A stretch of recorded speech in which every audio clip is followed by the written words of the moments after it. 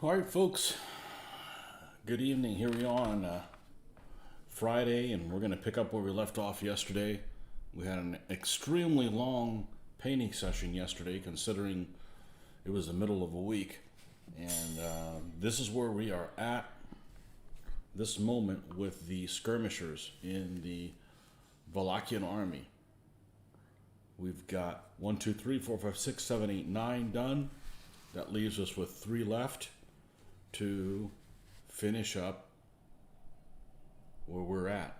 And then we will have the 6 stands of skirmishers that we need for this army. Now I'm going to check one thing because I entered this a little bit differently to see if I could save myself a step. And I never joined in on YouTube. I went directly from the streaming thing, and I want to make sure if it shows that I'm on. And it looks like I am. Okay. Oh, well, we'll leave that alone then. We'll wait for folks to come in if that's going to happen. And, yeah, so anyhow, this is where we left off yesterday. I think we got 3 skirmishers done yesterday, so we had a very productive Thursday evening because midweek really don't have anything that really takes place. So we're able to make some forward progress with that. That's always good. Okay, and so let's just pick up where we left off, which is on these guys right here. And let me see if... Oh, I can't do that on that screen. There it is. Let's unlock this. Let's unlock this, and then let's move it up here because it looks like it's going to be less in the way up here at the top.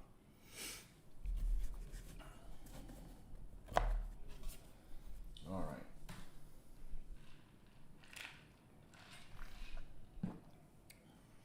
And we still should be doing our Saturday morning session. That should not interfere with that. Let's lock this back up. Okay. So we don't accidentally delete the window or something like that. And we'll do what we do here. And we've got another one of these archers. We got 2 more of these archers that are exactly the same poses as the one we just did. And then we've got one that's similar to the ones that we did a while ago. Let's get some black and make sure that we've blackened everything in that we need to. I hate to go and have to stop what we're doing because we missed a spot.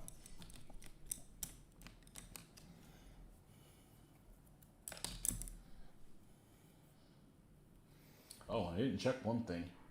Make sure this isn't backwards. I think we're back to yeah, we're back to not, I don't have to turn things backwards. I wish it would just make up its mind, right? That's why it was so big. The camera's super zoomed in. Okay, we could zoom it in if we need to then. Okay. So now we're back to, I don't have to turn things, a mirror image them, as used to be the case before. And the only reason I changed apps and stuff like that wasn't because I was curious. It was just a matter of it wasn't working for me anymore before. So I had to find a different app because I would have been perfectly happy continuing to do it how I was doing. And, you know, but programs and stuff misbehave. So, all right, let's get a little bit of black here on this guy and that we missed. There's always going to be spots that you're going to miss with this stuff, and it's not a big deal. It covers most things. A lot better than anything else before.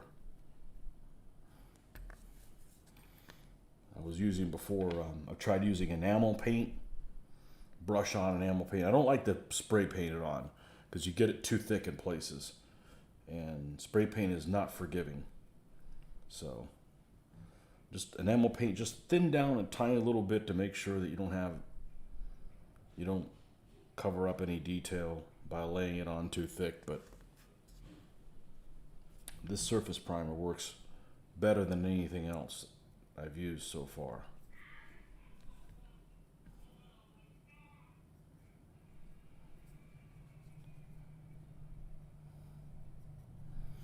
All right, let's rinse this out and then figure out what color coat we're going to paint this first guy. Let's, what do we got over here?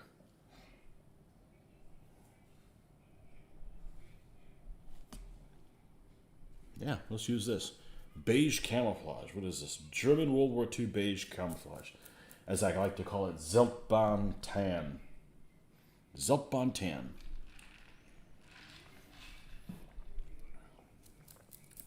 Zeltbahn, for those of you guys that don't know, that was the little tent quarters that they issued to the Wehrmacht troops. And even though they didn't have any camouflage at the time, it was camouflage. It was a splinter type pattern. And the base color of it was very similar to this, but it was splinter. And I think the purpose of it is they put 4 or 6 or 8 of them together, and you could make a tent shelter with them. And every man's supposed to carry it on his back. So I've got my German troops that in 20 millimeter, they have them rolled out or whatever. I don't paint them splinter because you wouldn't be able to see it rolled up like that. That's Zeltbahn. So when you're talking about World War II German beige camouflage, that's the only thing it can be. It's exactly the same base color as that.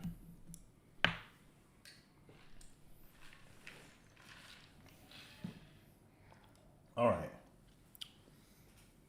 Enough of 20th century stuff.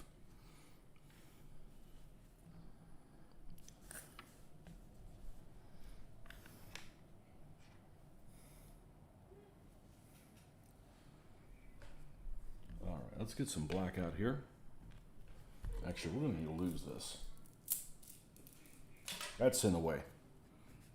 All right. I didn't put on my jewelry to be fancy. I came from doing normal stuff, so. I didn't just wake up.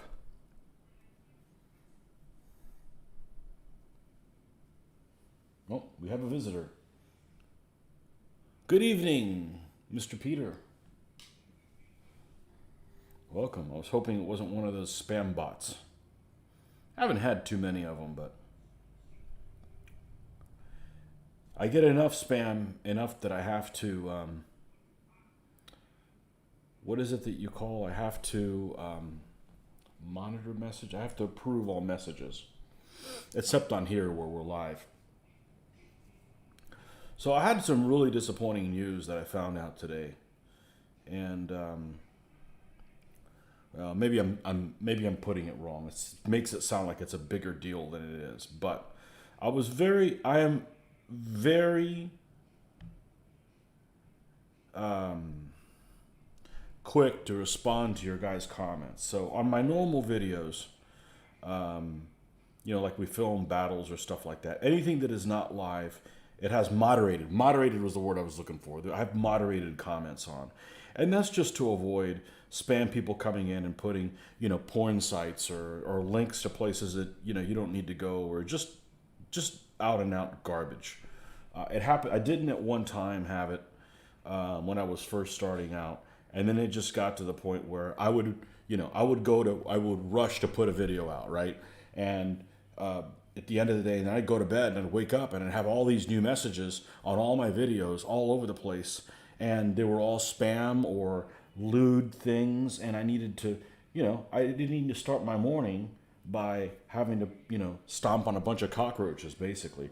So I'm like, this isn't working for me. Let me just moderate all comments, which is what I've done probably for the last couple of years now. And periodically throughout the day, I check to make sure that that if there's any new comments. Speaking of spam bots, I wish these guys would just go invade the Ukraine already. Oh, and I can't delete him. Okay, well I need to go in somewhere else. I need to go in here. And let's see if I can do it from this interface. Yes, from this interface I can. Remove. All right. So anyways, throughout the day, I check and see that there's not any new moderated comments. Probably 8 to 10 times a day, and I hadn't had any comments in a long time. I mean, in several days, and I posted new videos. I'm like, that's strange. Well, something happened, and this is what I hate. Comes back to the part that I hate about technology. Something happened, and I clicked on it. Either I signed out of YouTube and I signed back in, something like that happened. And I've got like 12 messages that have been sitting from somewhere between 1 day to a week, unmoderated and not posted. So in other words, somebody had asked a question and they hit enter, and it doesn't get posted until I look it over and then post it on the site. And that's just what I've got to do. And it had been sitting in whatever queue, and I didn't even know that it was there. And I do the same thing. I search for new messages, and I don't know what happened. So I apologize that if you guys sent messages, because I understand that, not messages, comments. I understand that the fact that the comments are moderated causes less traffic and less questions for people to ask and comments. I get it. It's unfortunate, but the alternative is I'm going to go crazy, chasing down all these roaches. Or troublemakers. I had one guy that a little while ago that tried to start a jihad on my channel. I'm like, that's not what my channel's for. So unfortunately, everything's moderated, and I do check it like 8 to 10 times, and I try to respond to every comment that gets put on there. So I apologize if you guys were frustrated and wondering why I didn't put the comment up, but it wasn't coming up on my thing, and I don't know. I had signed out of YouTube and I signed back in. The next thing you know, I had like 8 or 9 comments that had been stuck. Some were like even 6 days ago. I'm like, well, why didn't it tell me that this comment was here? So I don't know. It doesn't make any sense, It doesn't make any sense. Yep, you're human too, So don't be discouraged unless you're putting something like picking a fight or something like that. I'm posting everybody's comments.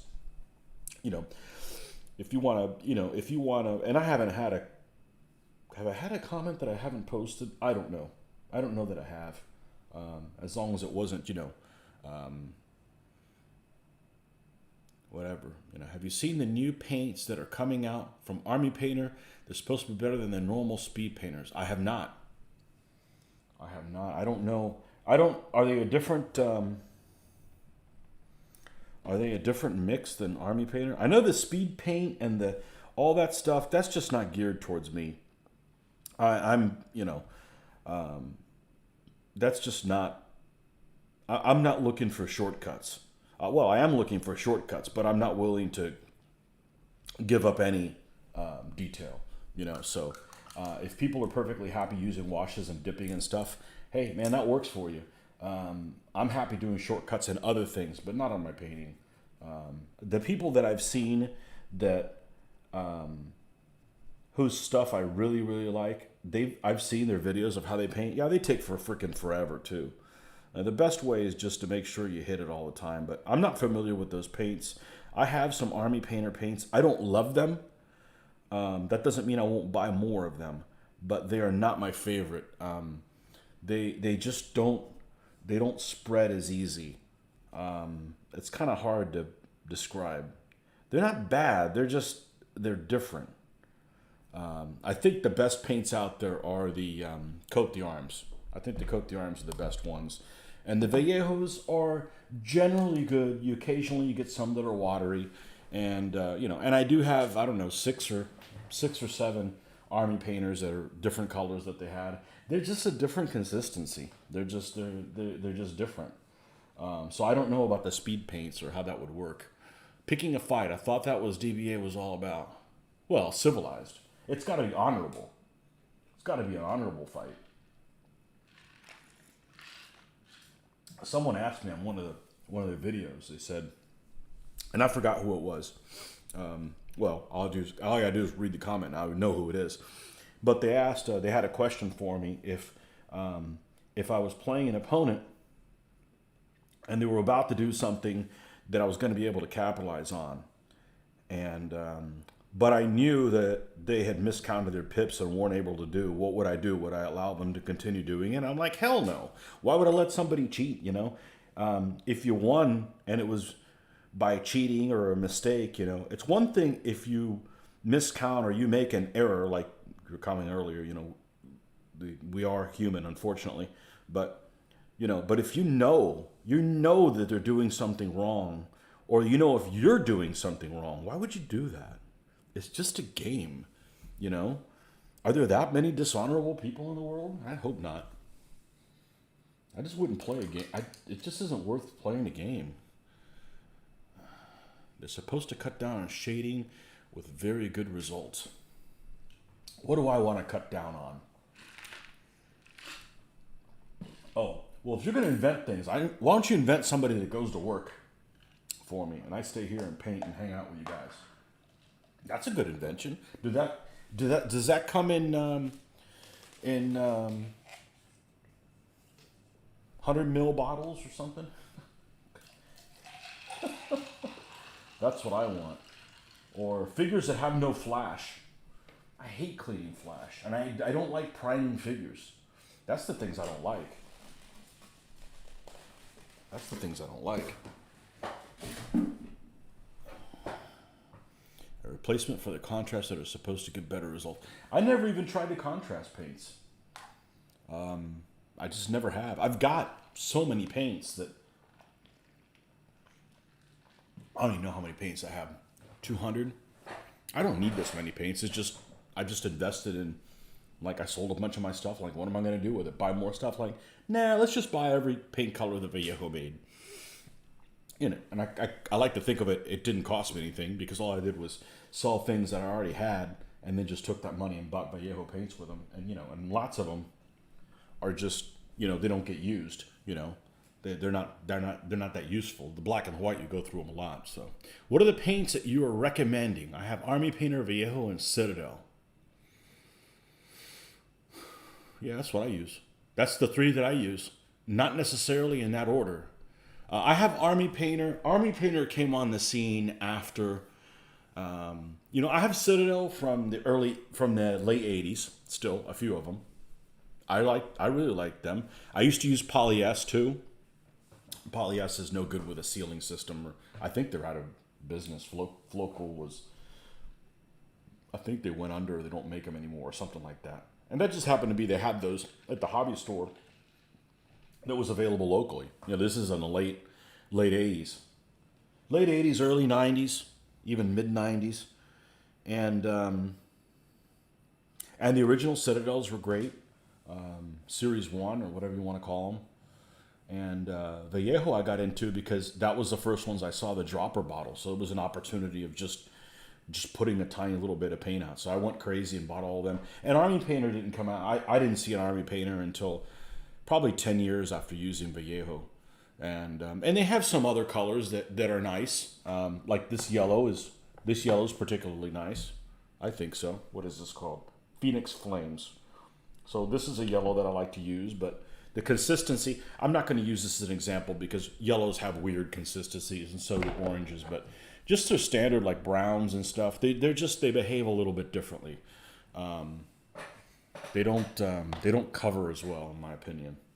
Skeleton bone, this is a standard color. So I've got 5 or 6 of them, and they're just colors that were just slightly different than a Vallejo, and you know, I'm always looking for browns and stuff like that so you can mix and match different leather items on the figure, so it doesn't look like it's all the same color, you know. So.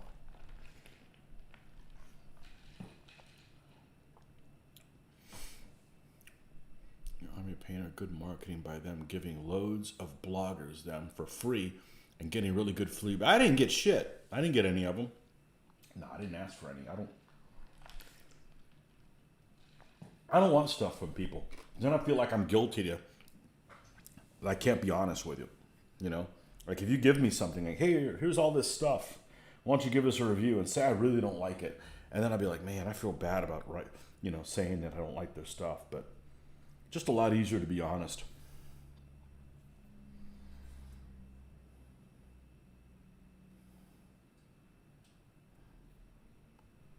Just really easy. Just a lot easier to be honest.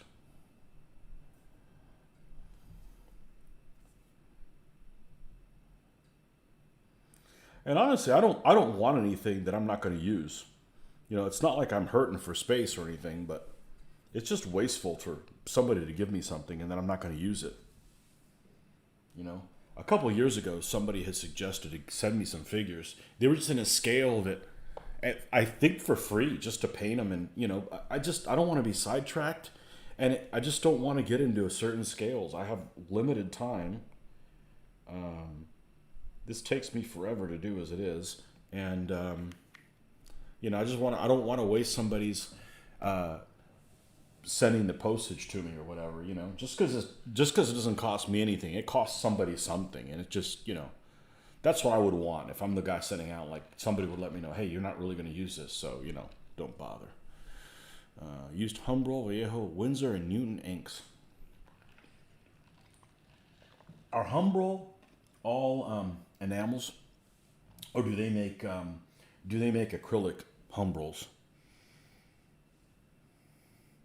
You've rediscovered Vallejo's ivory, great color. I have it around here somewhere. Is it this one? Nope, this is pale sand. I have it here somewhere, I'm sure.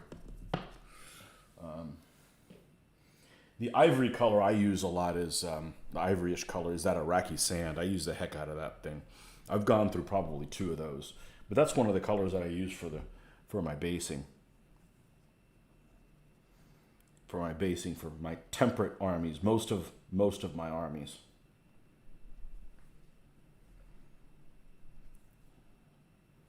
So yeah, I just wanted to put that out there. When people make comments, I like to respond to them. And I hadn't seen any comments in like a week, or I hadn't seen very many comments, and I see there's all these comments that were like stuck in a queue, and they weren't there. Like if you search for new comments, there weren't any there. And I'm like, oh, I guess nobody had anything to comment about. And then today, bam, there's like stuff that's a week old. So if your comment was one of those, I apologize. I search 6 or 8, 10 times a day. I don't want things to pile up on me. So Humbrol acrylics are very nice, and very few people seem to use them. I haven't even heard of them. They don't have them here in the States that I know of.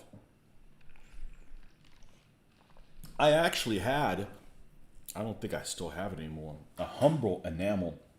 And it was because I was painting a firefly, a British firefly, and it's a tank from Northwest Europe with a 17-pounder gun, and Humbrol enamel makes the correct color that matches that. I probably could have just fudged one with the Vallejos, but now I've got the standard Vallejo colors, then they've got all these like tank colors, whatever, and some of them are the same that are the standard ones. Other ones have added, and they're only available sometimes in paint sets. So I mean, Vallejo's really grown in all kinds of different directions ever since I started using them. So Michael Carlin, those bows look great, beautiful paint job. Wallachian peasant archers, however, like Moldavians, wore white shirts and pants. Well,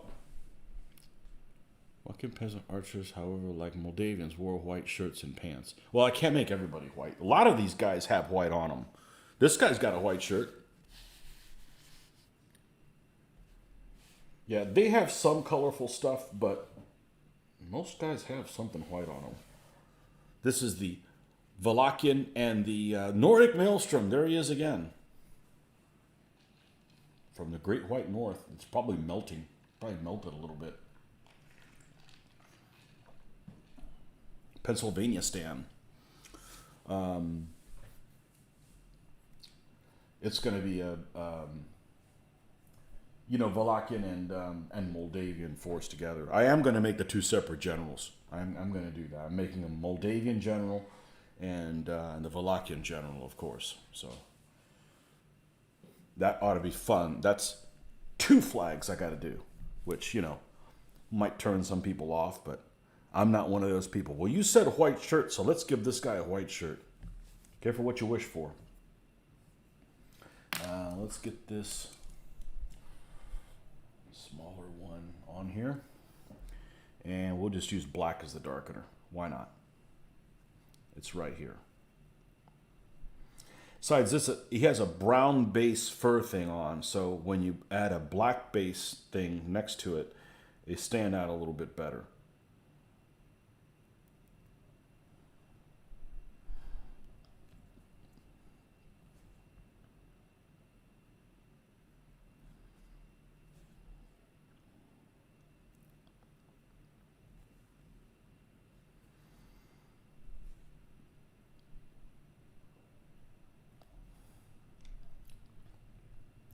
So painting this guy, and then 2 more guys after him, and all these skirmishers are done for this army. So that means it's time to seal them, and then time to base them. And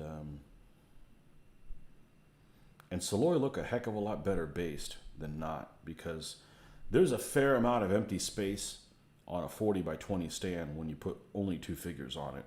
So you have the opportunity to put them, spaced out evenly, or maybe not, maybe 2 more towards one side, and maybe a big shrub on one side. You could mix it up a lot. You have a lot of more room for creativity. Kevin Mello, welcome. There's been more than a few times I've used artistic license with colors so the figures look better. Sometimes you gotta flout conventions. Yeah, you gotta give it a little bit. Kevin, did you see some of those troops that you sent me that I painted up in the Papal Army? They turned out, I was really happy with them. And one of the projects that's coming up soon, some more of them will be coming out. Bound to be more of them. I'm pretty sure. Well, I don't know who's next, but Byzantines are coming in the next couple years for sure. I'm doing about, I can probably do 3 armies a year if I really push myself. So they're definitely on the short end, but I used many of those figures you sent me in the Papal Army. Actually, most of those figures were actually in the Papal Army were ones you sent me. So we put them to good use. I like the old school figures. So you're back in about 20 or so minutes. Need to get something to eat for dinner. But how white is white? Exactly. After a few weeks in the field, or white was probably a bit tan, yeah. Studio WGS. No, I missed those. Glad you got to use them. Well, you're not on Facebook anymore, so let's just show you right now what they look like. Since the Pope's over here.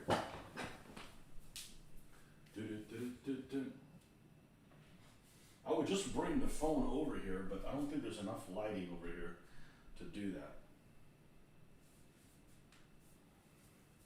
All right, let's make sure I put these guys in the right place. Here's some of the knights.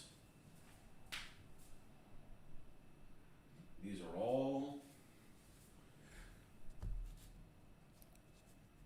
are all those figures that came from them. We replaced the lances because the lances were very bendy. Here's some spearmen. Let's see. I'll go over here. I got to look at the screen and then do the opposite of what I want to do, because it's mirrored.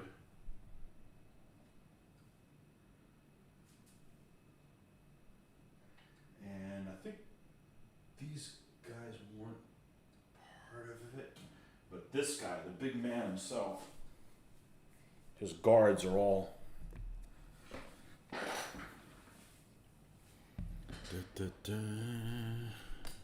Steve, I'll answer your question in just a moment. Let me see if we can do something better with this camera here.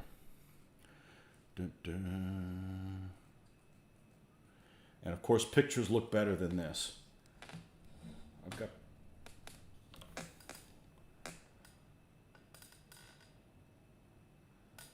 Here we have the I got to move this backwards of how I want to. So we got spearmen over here.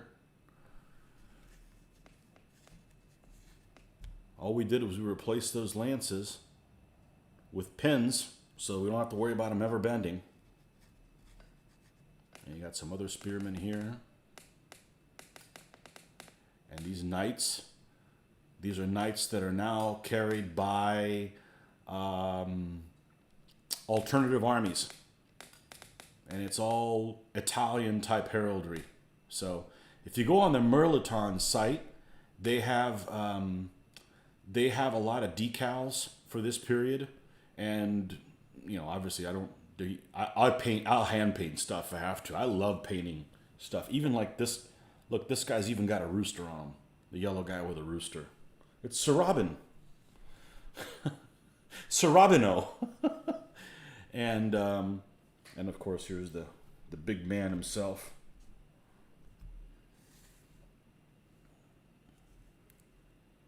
Yeah, those are all spearmen dudes that you graciously sent me, and we're going to put them to good use. So, yeah, this is a really interesting army. I've got some battles with. Actually, I got 2 series of battles with the Pope. One of them is called Holy Smokes. And the other one is called, I forget what it's called. It's called something. Blind Faith. That's what it is. Blind Faith and Holy Smokes. That's, I think, like 8 battles between both of them. And I use this army. And it's some really interesting results. Love the Papal Army. Which Byzantine army? Okay. All right. So, let me put these guys away so they're not front and center in everything that we're doing here. But yeah, I love old school figures. So people just discount them. Wow, those aren't the best thing out there. Well, they may not be, but they paint up really well.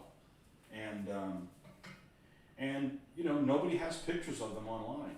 You go and see all the latest and the greatest, and you're going to see all kinds of stuff with people that they show up all the time. But you know, what's wrong with these old figures? Just because they're not the latest thing out, you know, just because you have a TV that works doesn't mean you have to throw it away and buy the latest thing you have. So they work plenty fine. So Byzantines, I have Italian Ostrogoths, and I'm thinking of doing 2 Byzantine armies, and I've got, and here's of course, we got to have I got the Pope army, and Mitch gave me this dollar store thing that we ended up repainting. We? Yes, me, myself, and I. We ended up repainting this thing, and it turned out really, really well. It looks better in person than it does here. There's a whole lot of reflective light. It looks a lot brighter here than it does in person, so you just have to trust me on it. It looks. I was really happy with how that turned out. Anywho, so I've got the Italian Ostrogoths. So Justinian's army, or Belisarius's army, they need an enemy of that. That's a lot of mounted. And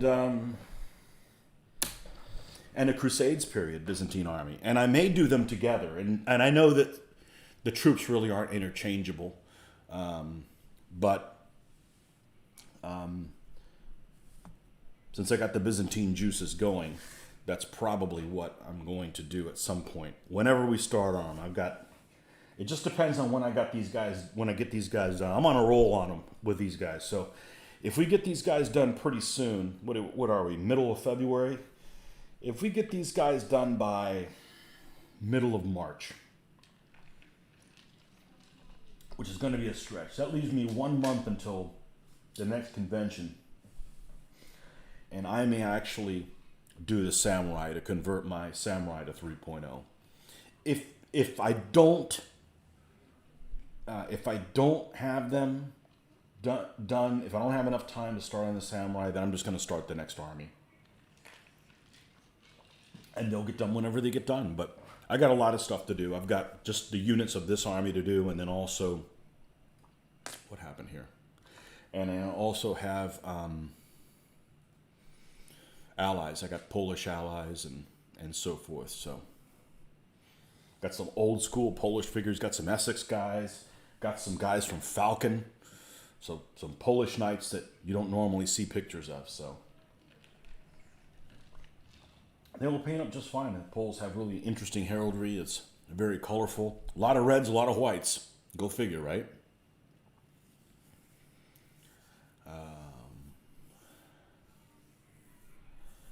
Those are awesome. Looking at them in the packs, I wouldn't have pictured them looking so good. Yeah. Yeah, I love painting these older figures. You have both early Byzantine or Roman successor army, the Crusader area are interesting. Yeah. Yeah, I want to do them both, so we'll see. We have a lot of Crusade armies. We don't have Byzantines. And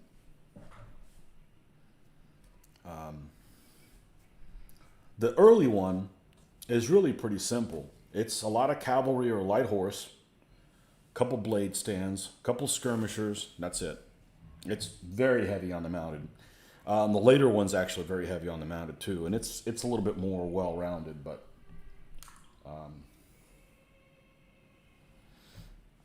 we'll see. And I've got some of those early, the early Byzantine figures. I got most of them from the last Historicon I went to.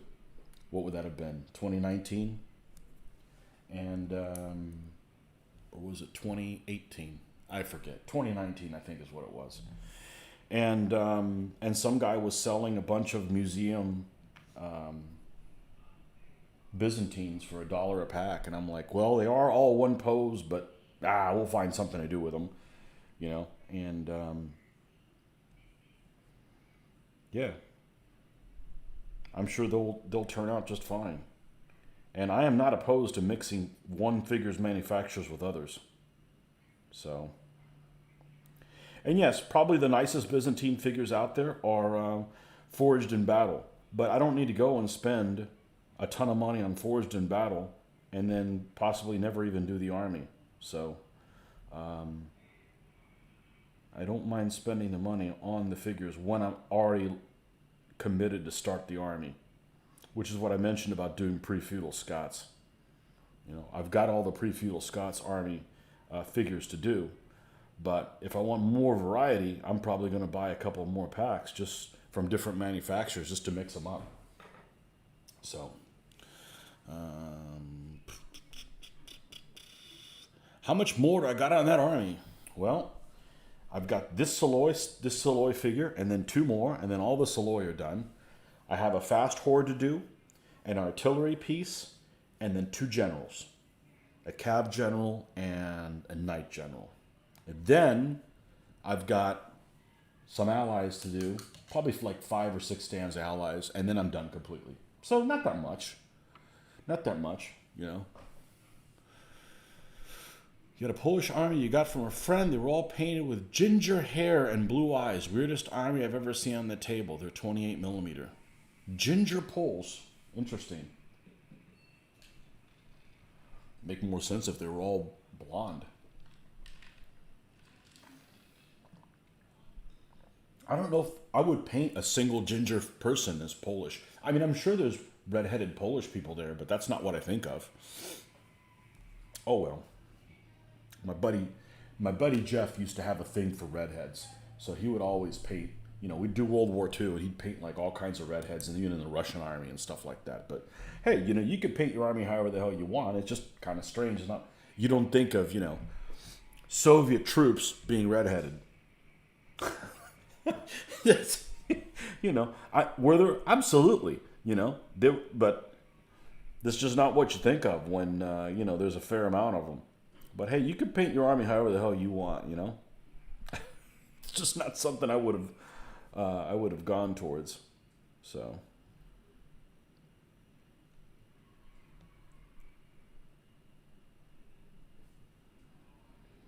the question is, after short term. So these guys, when these guys are done, I got to spray them. So while they're spraying and drying, I'm going to start working on the next unit. The question is, what's the next unit going to be? And I have a feeling it's probably going to be the artillery piece. I've earned painting Mr. Boomba. That's going to be fun. And one of my favorite units to paint are artillery elements because they're almost kind of like a mini diorama. Although the litter stand was a lot of fun too, probably even more fun than the artillery element. But Yeah. Oh, and then I still got the camp and stuff to do for these guys. So, yeah, I'm probably not going to get a chance to do the Japanese for the show, but that's okay. Now, I was mentioned earlier on one of my live feeds. I think earlier in the week. I don't think it was the one yesterday. I think it was probably the one on Tuesday. Not that I'm going to go back and relive that. But one of the nice things, it may have even been last week or over the weekend, but one of the things that I mentioned that was really nice about not having conventions is frequently the problem I would have is I'd start working on, say, a project, and then the convention would come and they would run certain theme games, and I found another army that I would want to do more than the one I was currently working on so that I can play those theme games in those tournaments. So I would stop what I was doing and then roll into something else, and then I wouldn't get that one done either. So I'd have two half-finished armies, and about not having conventions, you don't have that problem about getting distracted to paint a new army for a show because there's no show to go to. So I have been more consistent in getting things done because I'm not getting sidetracked on these little projects. It's very unsatisfying to have unfinished stuff when you could have just finished something. But yeah, with conventions potentially coming back, I just got to stay the course and not get sidetracked by that stuff. So, if they come back, we'll see. The Orlando ones will be. I don't know I don't know what's going to happen with Historicon, but the Orlando ones are probably pretty safe. The gentleman that gave me the army was a ginger hair. Conventions are a curse because of distractions like that. Yeah. Well, we'll see. We'll see if we're able. I shouldn't say if we're able. If we're willing to go to conventions, because I'm not going to go to them with a bunch of restrictions. I don't need to go to conventions that badly. So.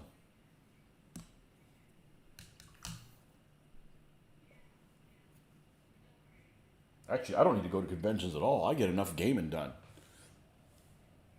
And to be honest with you, I would rather never go to another convention and keep making videos.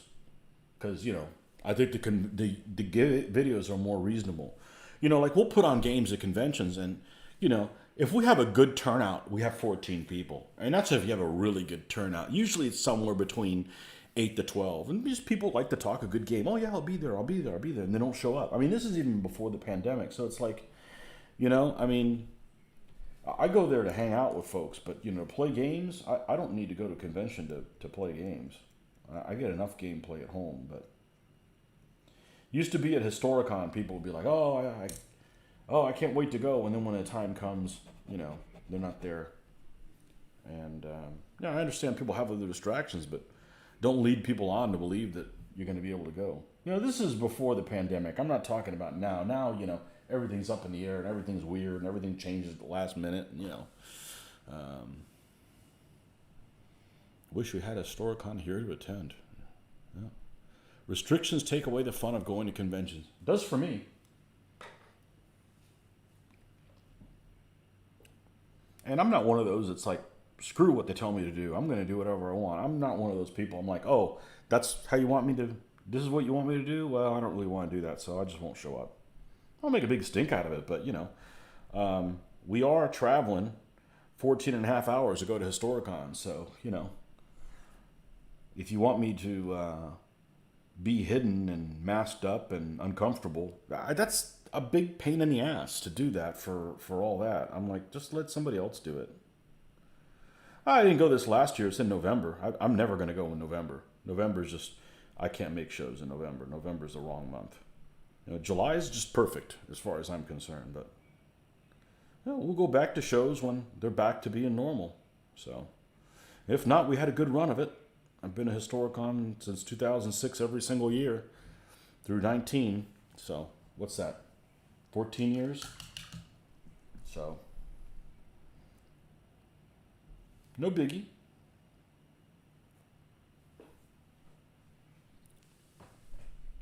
Da, da, da. There's supposed to be conventions starting up in the UK this year. I think you guys have had some smaller ones. You only paint 28 millimeter now. 15s were great, but my eyesight's no longer the best. I use a DVA big base system, so approximately 90 figures per army. Viejo Ivory is probably the best color for Wallachians. The paintings and mannequins in the Bucharest Military Museum all show those medieval guys in pretty intense whitish colors. Man, you got a thing for white, man. Well, I can't make everybody white. There's a lot of white in them, though. They got captured stuff, too, man.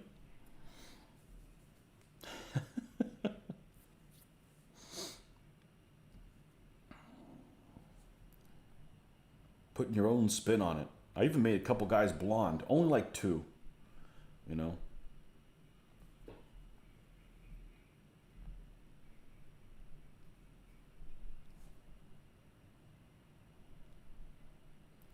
And if I paint the army mostly white, to an untrained eye, and people will be like, man, that guy's just got no creativity.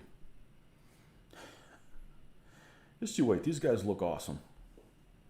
I got confidence that these guys are. And besides, white would just turn to garbage in no time. In no time. Get dirty in a moment. It would get soiled. I soiled my whites. All right. Let's go ahead and give this guy a facial. I know I got Viejo Ivory. I just don't know which one of these it is. Oh, is this? I bet it's one. I bet it's this one right here. This it? Nope. That's another white. I bet it's this one. There it is. It's like freaking white. It's the same color. It's the same damn color.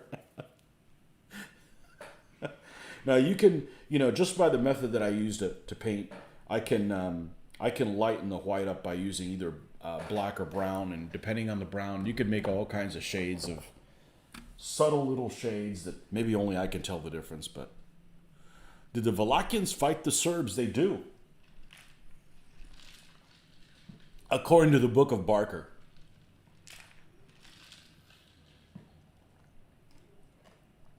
They do. Go easy on me, Joe.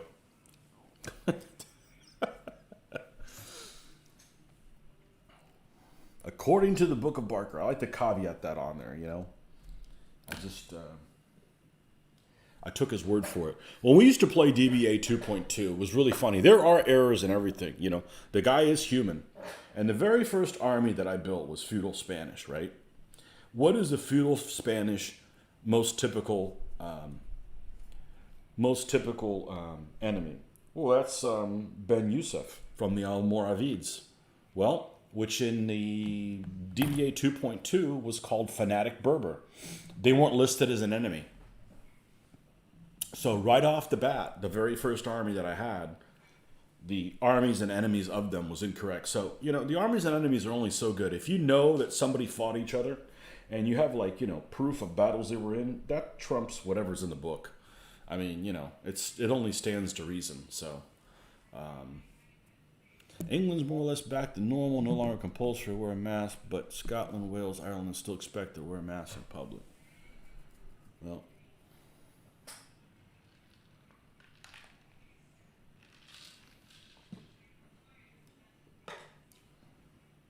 hadn't had enough in those other countries, huh? Yeah, I've got no interest in going to convention with masks. Other people want to, that's fine. I'm not going to make a big stink out of it, but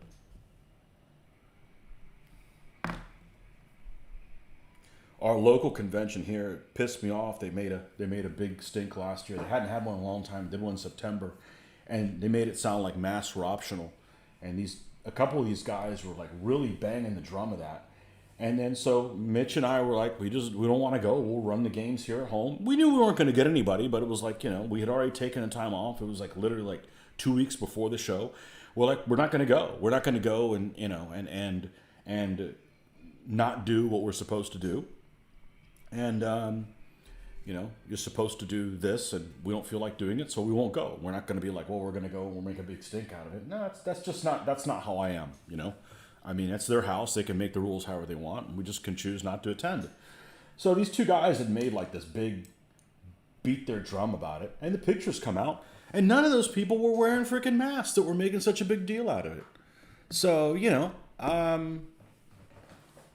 I would have had something really nasty to say to them, because I'm many things, but I don't talk out of both sides of my mouth. So that's like one of the worst things you can do in my book. So don't be a hypocrite, And the pictures came out, and there they are. They're the first people not wearing masks. And I'm like, I'm glad I didn't go, because that's just stupid. That kind of stuff is just stupid. So, but anyways, we had a hell of a time, and we saved about $200. So we didn't do it to save $200, but I got to at least look at the positive.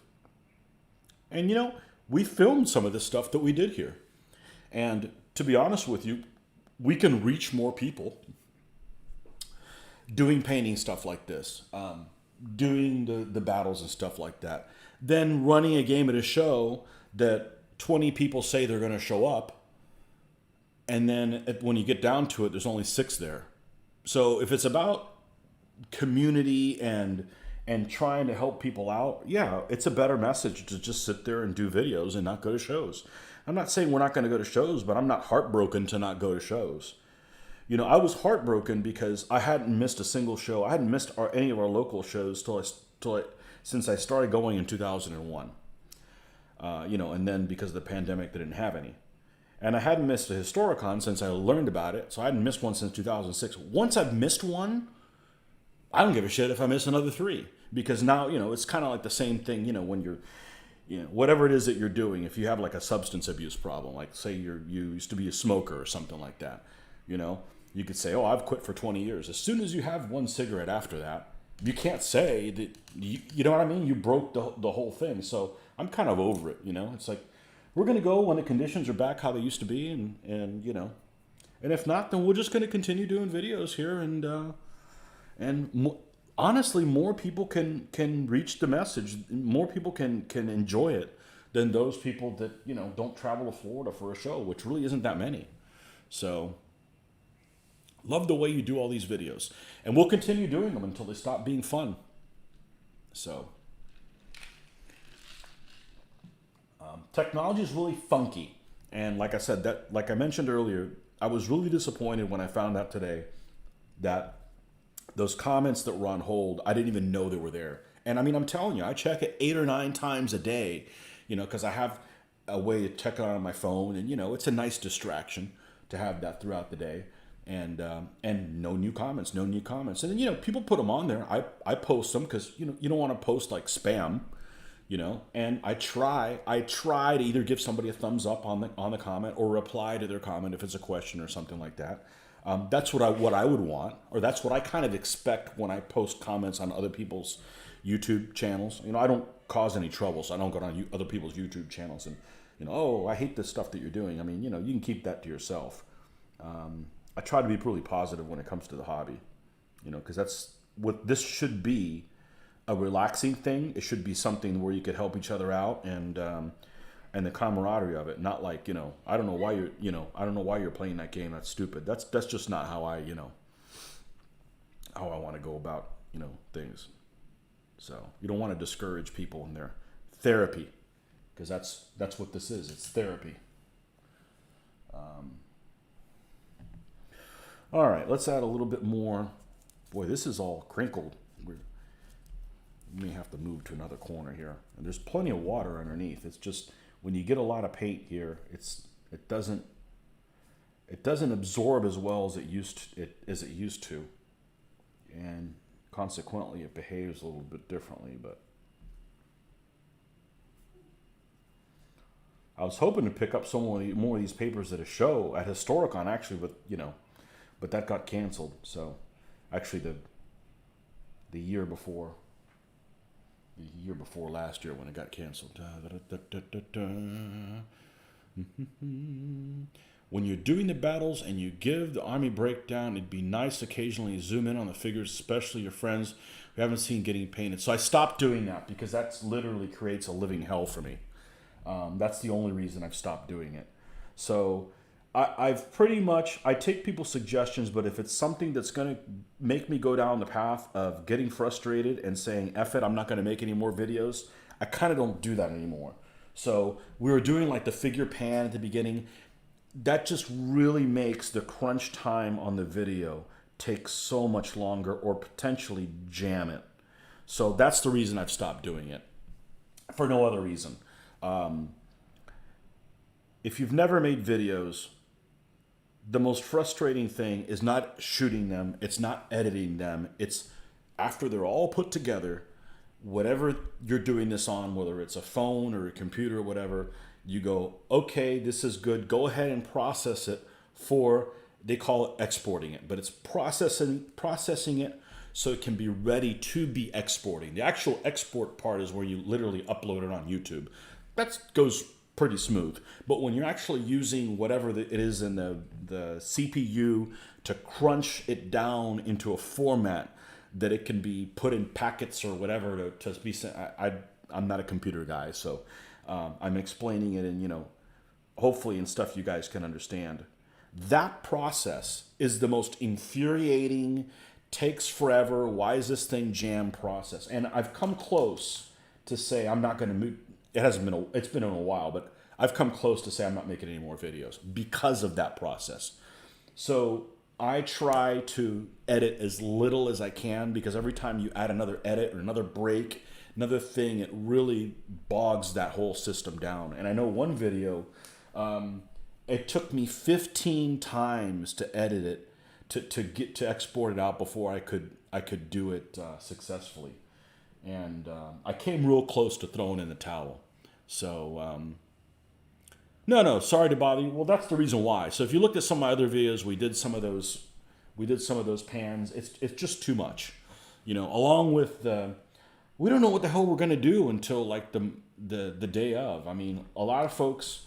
I'm not talking about Joe. Joe generally tells us when he's coming, but a lot of the local people, like, we don't know who's gonna show up, you know, and it makes a big difference. I think 3 is a good number of people. I mean, obviously, if Mitch and I are just playing, things can go pretty smooth.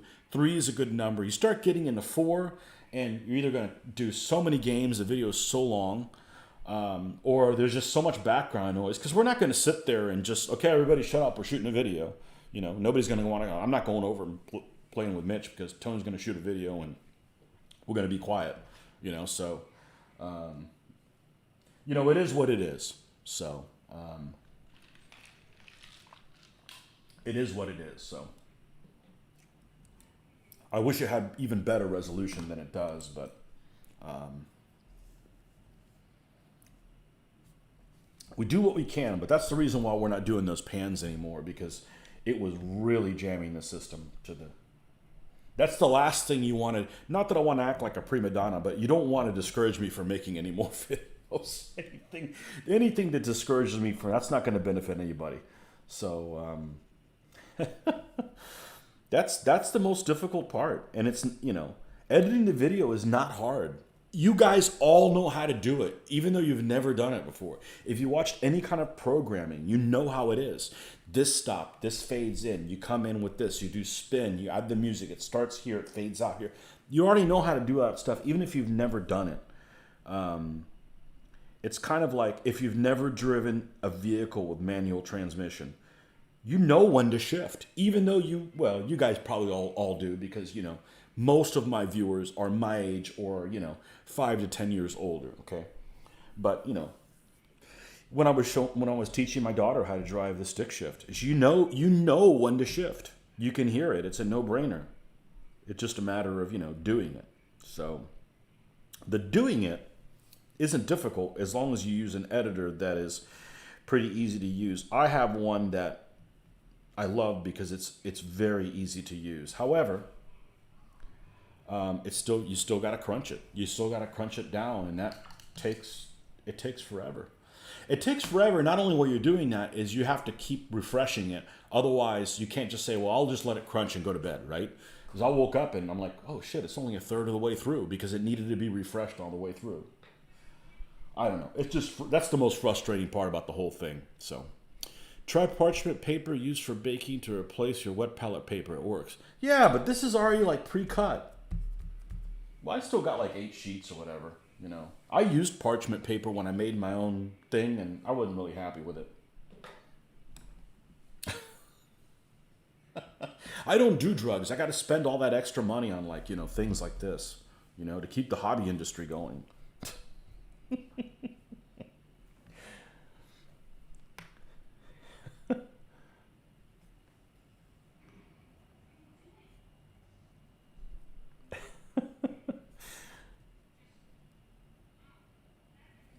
I'm going to have to do this, the thinner brush.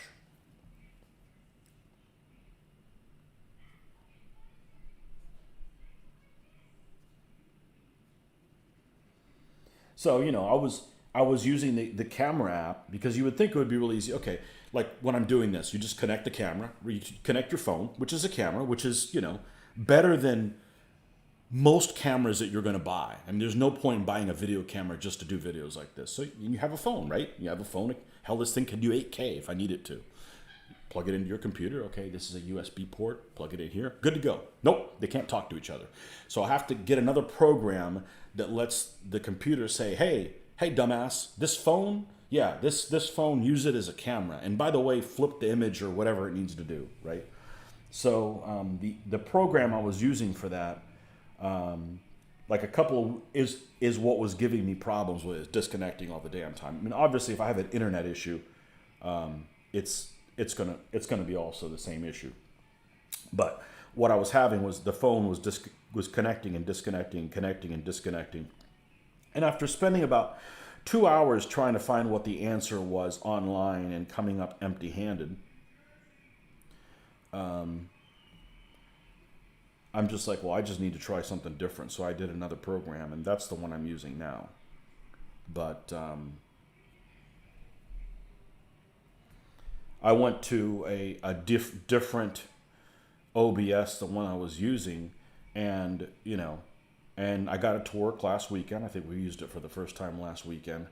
But it's so powerful. It does all this other stuff. And I'm like, let me watch a video on how to improve things or do this, that, and the other. And it's just like, they're showing you on the video, because I've learned how to do a lot of things on YouTube, because it's like, it'll give you an idea of what is involved. Like, say you want to work on something like on a vehicle or something like that. You can like see someone do it and go, you know, that's too complicated for me. I better not get into that.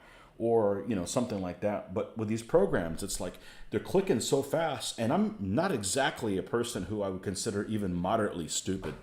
And if I can't follow along, it's like, it's way too much. You know, it's way, way, way, way too much. And yeah, they're trying to do too much in like a 20 second video, you know, not 20 second, but like a 20-minute video trying to cover how to do the entire, I don't know. People are really obsessed about making really, really short videos. And, you know, and I know people's attention span. I said, well, then I won't make videos for those people. When I first started coming out with battle videos, somebody was complaining. You know, I have a really short tolerance for somebody who complains about something that they're getting for free, you know, and like, oh man, your videos are taking too long. You need to like not explain so many things. I'm like, there is a fast forward button, dude, you know. You're getting this video for free, dude. You know, I'm not making anybody watch my stuff, especially this. This, I'm doing it for really my benefit and my benefit only, is to get things done. Is because if I wasn't filming myself, then I'd be off doing something else and not being productive. There's a couple people that, there's several people that I subscribe to, and I never watch their videos anymore because I'm making my own. Because it's just really easy to get sidetracked on something else while I'm just listening to them. So the easiest way for me to get armies done and stay on topic is to film this stuff so I can't escape and go do something else.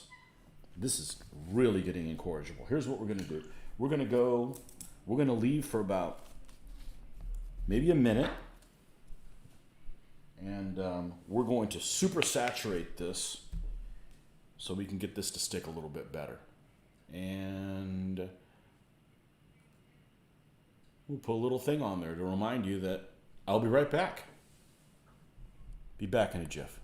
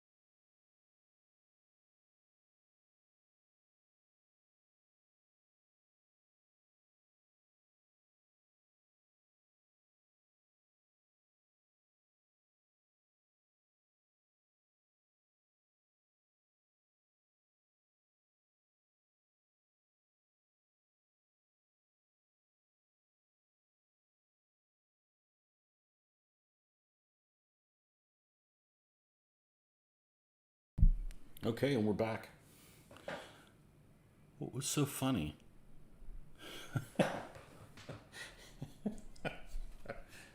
You gonna turn into Mitch? The one person that complained about Mitch. Why is Mitch always laughing?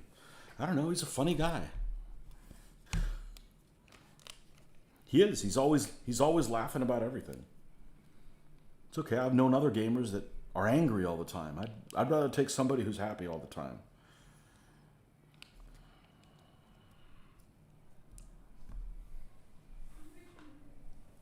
He has such a good time with me, he can't help it. It's my own doing. All right. I think. There we go. All right. And the fact that the fan is going, because, we're back into having summer weather. Yep. You guys that are like, oh, it's so cold. So jealous. Although I'll be honest with you, we've had the coldest winter this year that I've ever remembered. Not necessarily because the temperatures have been colder than they've ever been, but they've just been really penetrating. So it's not a complaint, just an observation, With cold weather comes free air conditioning and no bugs, and both of those things are very welcome here in Florida. I will take a lifetime of those two things, please. Sign me up. Mitch seems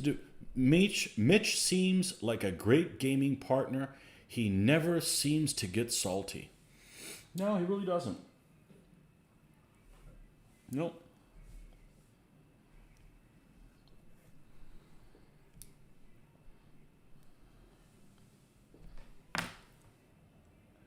No, he doesn't.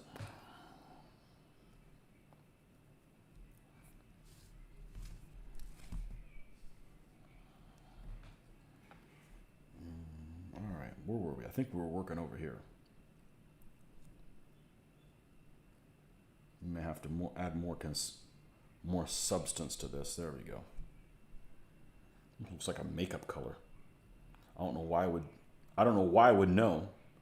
It looks like a makeup color that perceives like that. Yeah, that'll be the day when I wear makeup. Mitch needs it more than I do. Pasty.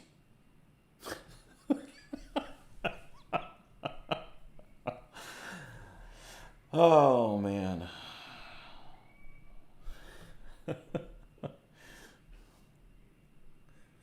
Mitch and Guy Liner. That's just what we need.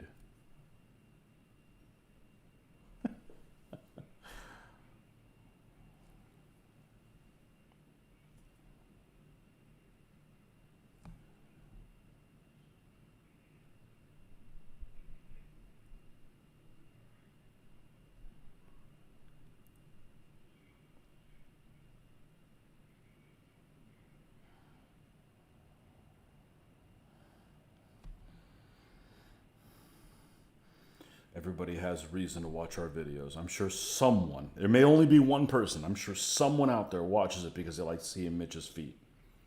It may only be one person.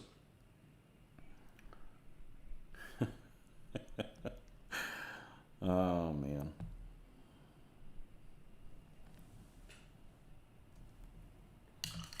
All right. It's time to do the bow. And the color we've been using for the bow is kaput. Ist kaput. We'll have to get more of it out here. We've been using... Oh, did I put it away? No, here it is. Desert yellow.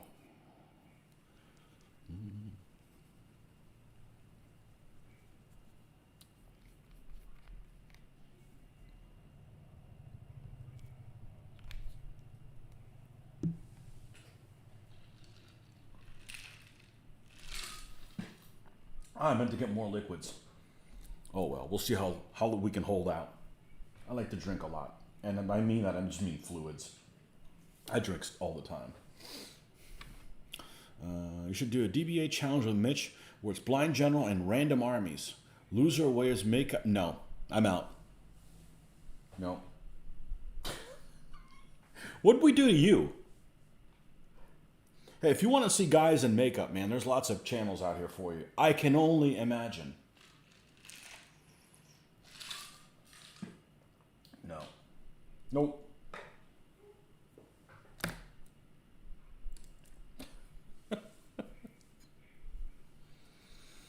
No, there's people that are a lot better at it than I am. They've got that special set of skills. We'll leave that one for them.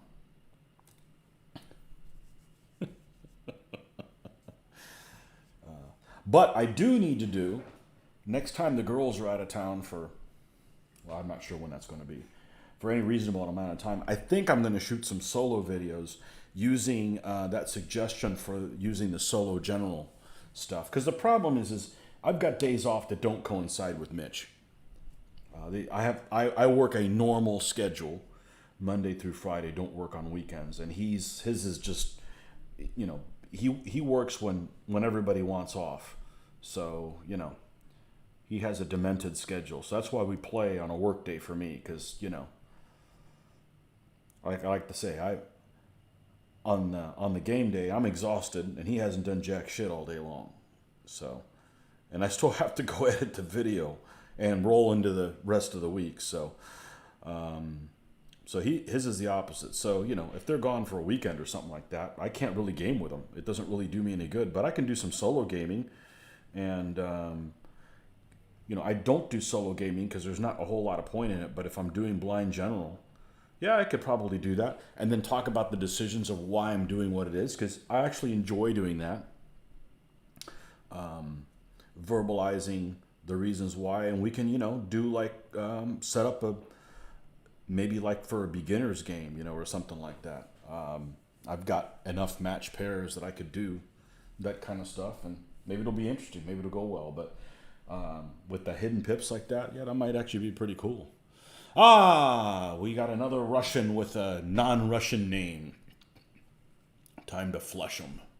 Why don't you just leave me alone, man? We're over here minding our own business. We're minding our own business over here.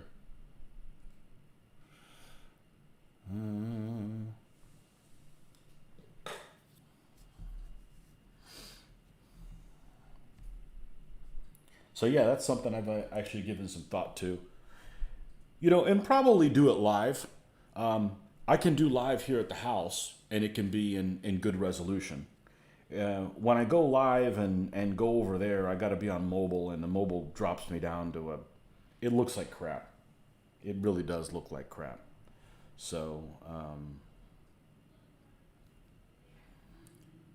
that might be fun to do. And again, because I'm not filming it, because I'm doing live, I'm not being punished by having to edit a video when I'm done. You know, I can just go back to painting or whatever it is that I'm doing. So, welcome back, Kevin. One reason why I'm getting into Hex and Counter Wargaming, I don't have gaming partners, and I can play those games solo. Yeah, I feel like I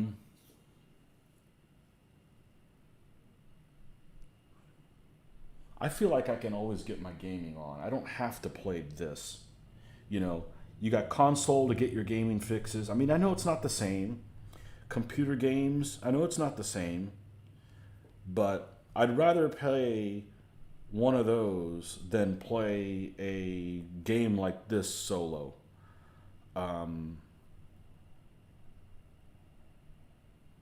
I don't know. I like filming stuff because just so many really interesting things happen that just need to be shared. Yeah, and we still encounter situations we've never seen before. So,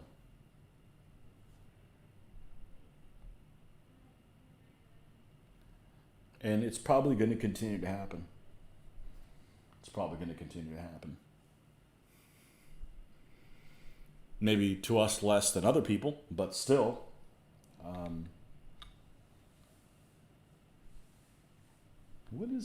What is this mini feed thing?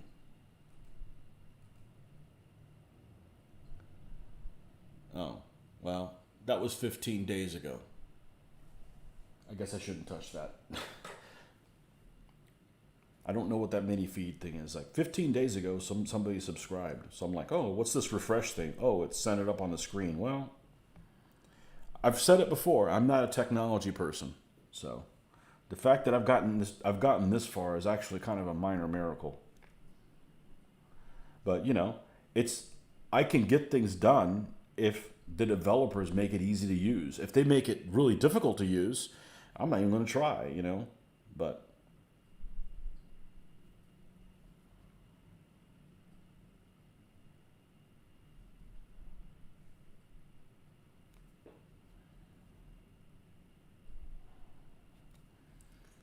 okay, maybe a little bit more white to highlight this.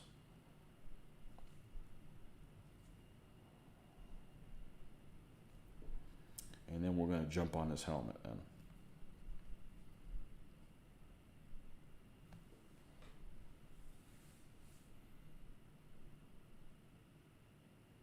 We had a bad day today. You did? Sorry.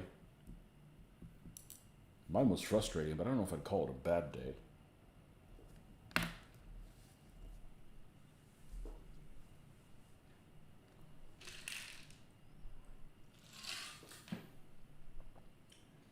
I don't like to talk about what happens at work when I'm not at work. What happens at work stays at work.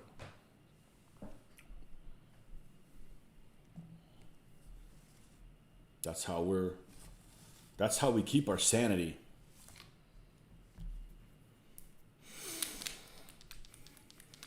That's how we keep our sanity. And besides, I'm not defined by what I do for a living. I find it really strange that people are. I mean, unless I did this for a living, which, you know, 9 police wounded. Out in Arizona, Stan? See, I don't even pay attention to the news. 9 police wounded.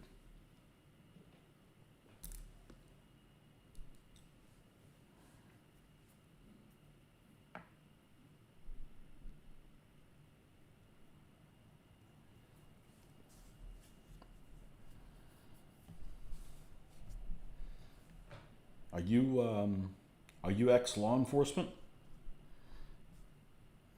I don't have a problem with my only gripe with law enforcement is, and it's really not even their fault, is, you know, just speed trap stuff, you know. And I'm not a speeder. I use cruise control all the time. I may go 5 over, you know, but, you know, That's just revenue making because, they should enforce people that are driving like maniacs. And you never see that. You never see them go after those people or people that run red lights or, real dangerous stuff. Driving with a flow of traffic is a hell of a lot safer. But other than that, I've got no problem with law enforcement.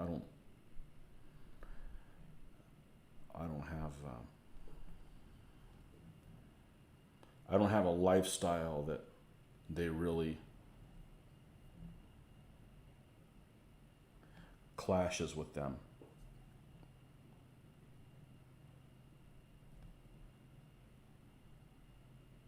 I'd be a terrible cop. Boy, I'd make a terrible cop. Oh, you again? Hold on, we're gonna take you out back. Having the same problem day after day with the same people. I couldn't deal with it. I don't have the personality type for that. So, military and security. Yeah, I would have been a terrible cop. I would have had to go into vigilante or something like that.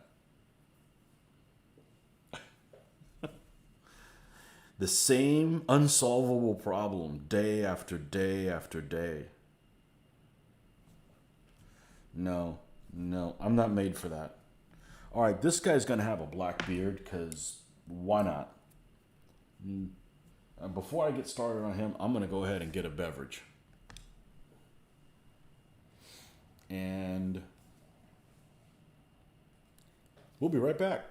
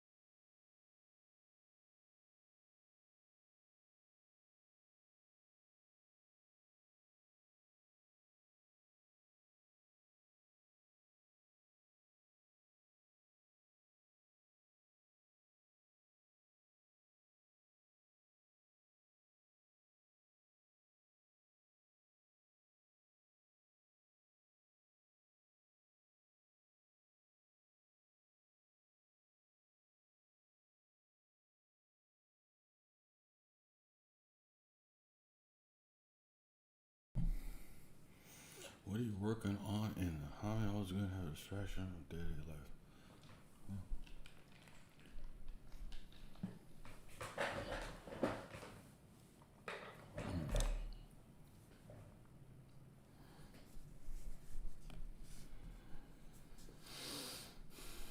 All right.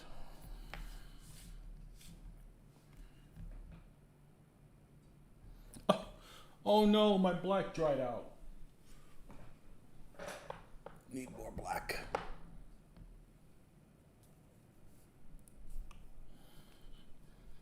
Actually, since black and white are the colors I use the most, I need to find a way to pronounce black in an interesting way, like I pronounce white. I think we'll call it black. I don't know where I picked up that white. I don't know if I've always done that. Oh well, that's what makes me me. At least we're not talking about rutabagas. Oh, too late.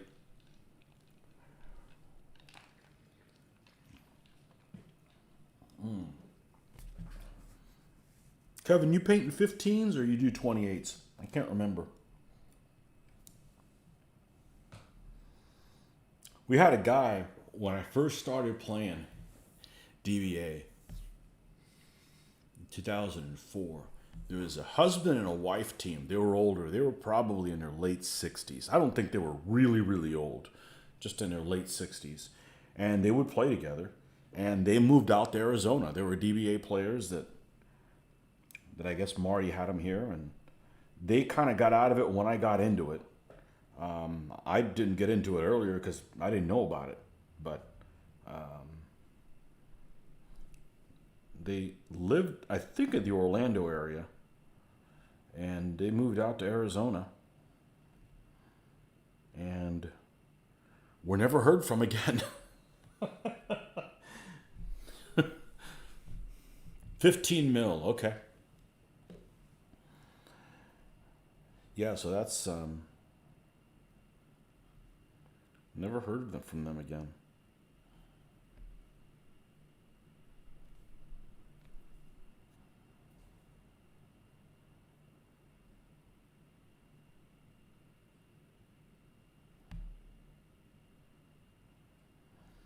But, Arizona's a big place. Unlikely that you would know the... Well, if you saw any game where they were a husband and wife team and they're older, that's them. I mean, it's not there's that many different folks.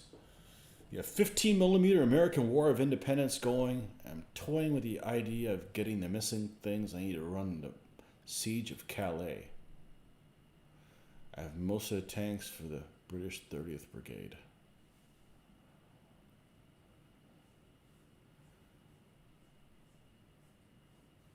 Late Romans. I picked up many years ago. I'm a big fan of Old Glory because they give you lots of figures and well, now there's other options, but when they first were on the scene, they would give you lots of different poses. So it was nice for variety.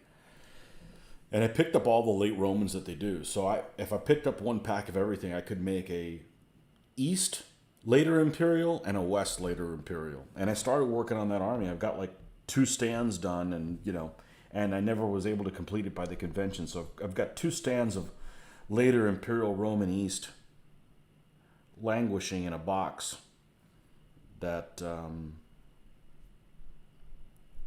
guess I should probably finish sometime. But again, it's one of those armies that people that I play with now have. So why should I waste my time doing that when I can do something like Byzantines that none of us have? So it is a group effort. Or I think it's a group effort. We'll work together, not against each other.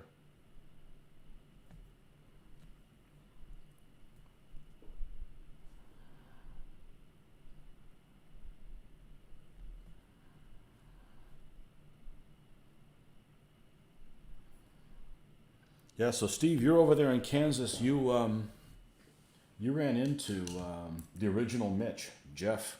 Jeff Franz was the original Mitch. I've known him since I was 15 and he was 16. He was my go-to guy, and then he's traveled all over the world with the Army. So he lived in town here. He grew up in this town, and it's a shame that he can't play with us and Mitch because it would be a really good... Jeff's always positive, too. And he'll do, stuff that most people won't do.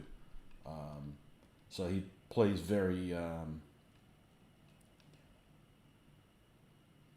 non-conformist. I don't know.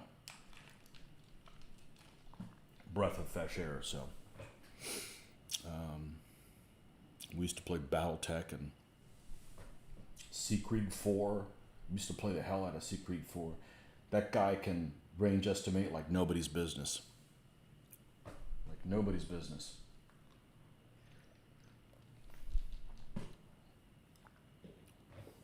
But he's always nomadic, I think he's in Indiana these days. But,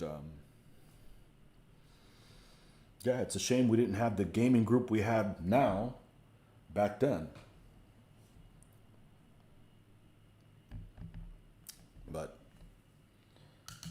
I guess you should be thankful for what you have, not for what you don't have. So I haven't had really a problem with personalities playing games. These bad experiences that people have with games, because I wouldn't game with them. You know, we're here to have fun, and if you're not going to have fun with me, then we're done. You know.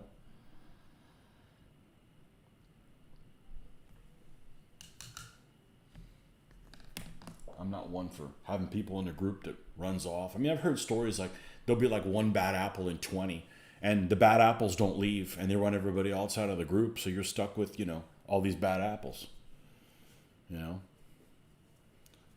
Essex is not known for its variations, but they look good when painted. The biggest problem I have with them is some of them just, well, it's easily fixed. Like these guys. These guys had separate spears that were all bendy and stuff. Separate javelins. I just replaced them with pins. Problem solved. Done. You know? End of the problem. So. Yeah, the Peter Pig Romans are really nice. And that's the figures you'd want small, because the Romans were short statured wise, certainly compared to, everybody else. Like the when they came out with the Roman figures for Xyston, those were some of the biggest. Xyston figures are kind of heroic looking, anyways, and the Romans that they did were some of the most heroic of all their figures. So the wrong combination would be, say doing Peter Pig's ancient Germans, and then using Xyston Romans, because it'd be in the opposite. It'd be in the opposite exaggeration, If you want the Germans bigger and the Romans smaller, or both of them the same size, and you just deal with it like most manufacturers will make different nations, different civilizations the same height. I think that's the intent. There's exceptions to that, but I don't think that they're done intentionally. So.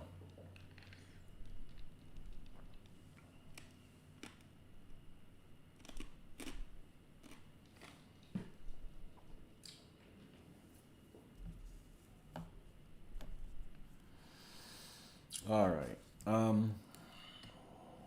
Let's go back to.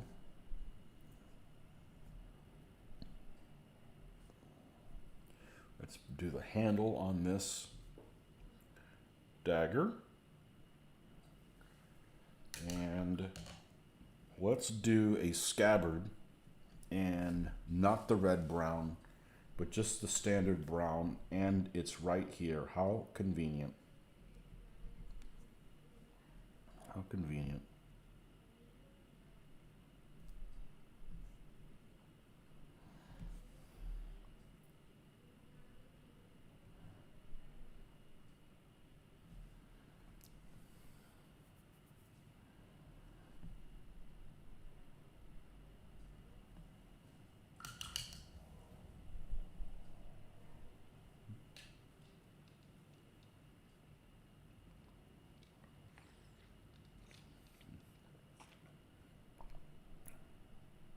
If you recall correctly, the average Roman soldier is 5'5", and Germanic peoples are more like 5'10". You do not want to go there, guys. Forget the makeup. Oh, we're long past that.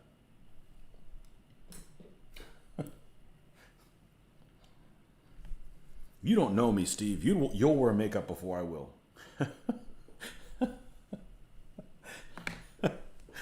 No thanks. Oh, man. Pants. Pants. I want them to have a color, but not to be too crazy. Let's look at this.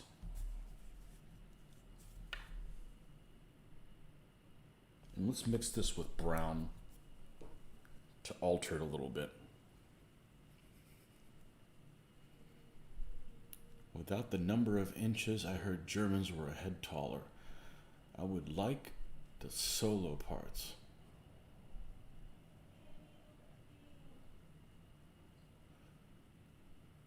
Solo live would be interesting. I have no idea what you're talking about. Vikings are actually only slightly taller than the average Roman soldier. I think we've all gotten taller, haven't we? I got a guy that I work with who's, let's see, how tall would he be? I'm going to say 6'2". Maybe he's closer to 6'1". Somewhere between 6'1" and 6'3". And I'm like 5'11", or was, as we all are, and shrinking, right? And I tell him all the time, I said, I'm actually taller than you. So what do you mean? I said, well, how tall was your dad? Well, he was like 6 foot. I said, so you only grew like 3 inches taller than your dad, 2 inches taller than your dad. My dad was like 5'4". So, I'm actually taller than you.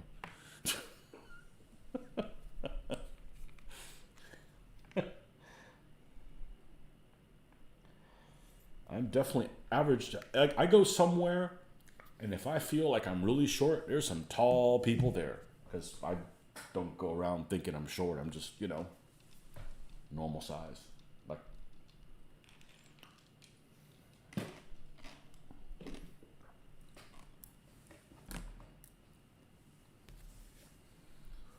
all right. Let's take this color, mix in a little bit of brown. That's what we're going to start with on the pants. And we'll lighten it up from there. Hell, we might even use white. Well, we're going to use some white to lighten it up.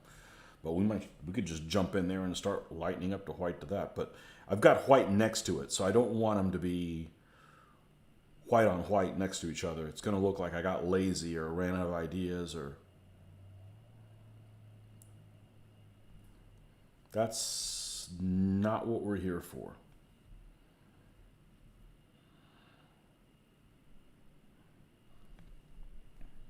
So let's just add more of this color here.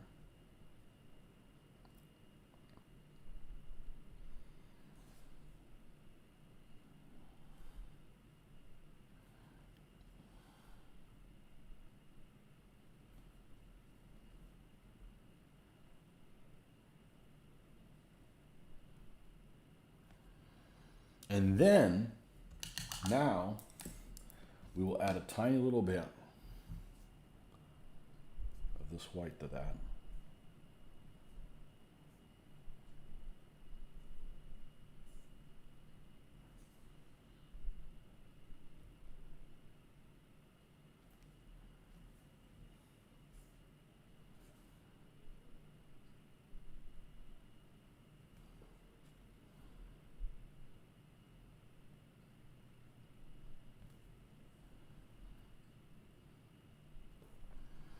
Okay, so we got these little wraps on the legs. What'd I do? Not finish the brown? What the hell's wrong with me? What's wrong with you?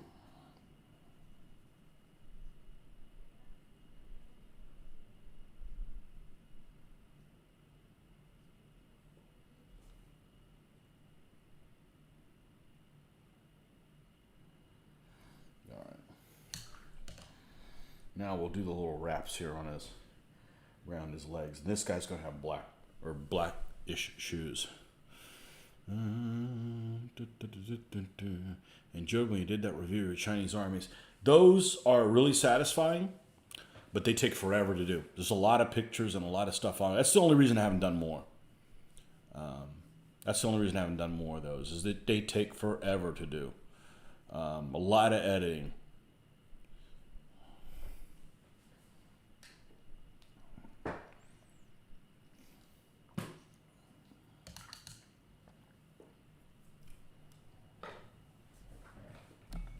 A lot of editing.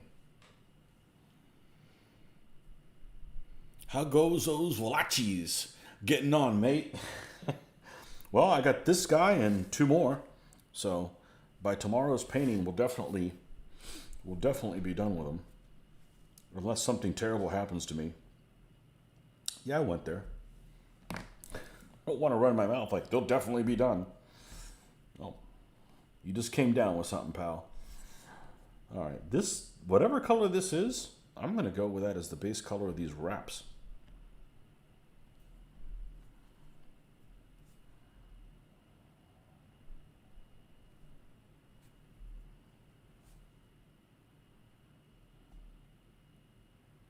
I'm looking forward to being done with these guys so we can base them. And so we can start working on something cool. Always something cool to be working on.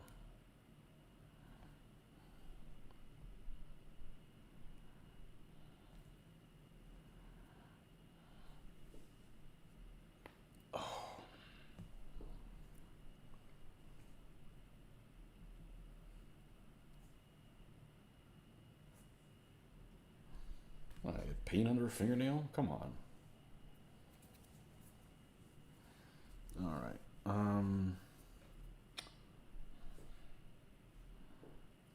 Let's highlight this as we go. I had a couple little cannonballs ready for the artillery piece already made. What is this stuff? I wash my hands a million times a day.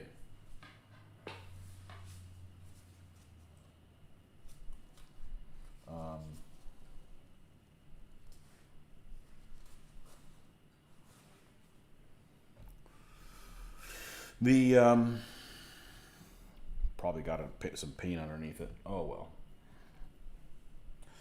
well.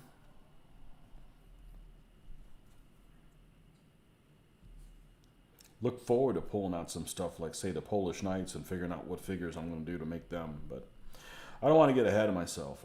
I got to refrain from the distraction of going in there and playing with the lead and seeing what's in there, because I really enjoy doing that. The thing is those little escapades usually turn into quite a long time affairs.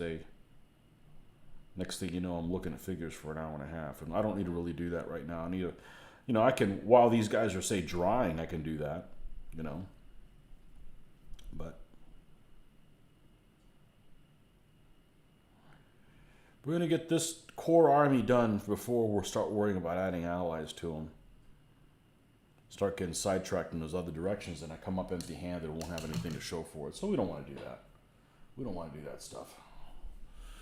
I'm including Dracula in my army. I am. Well, he's not all vampiric and stuff, but yes. Aztec army would be really cool, but a hell of a lot of work. And Luke already has an Aztec army, so.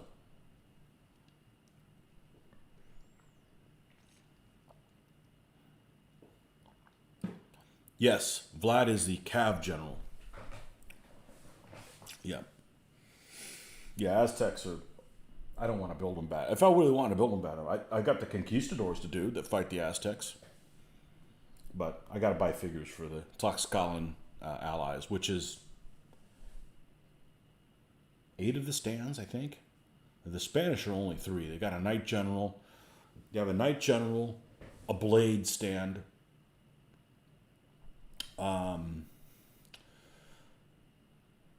crossbow stand / arquebusier stand, which both behave the same in the game, and an artillery piece.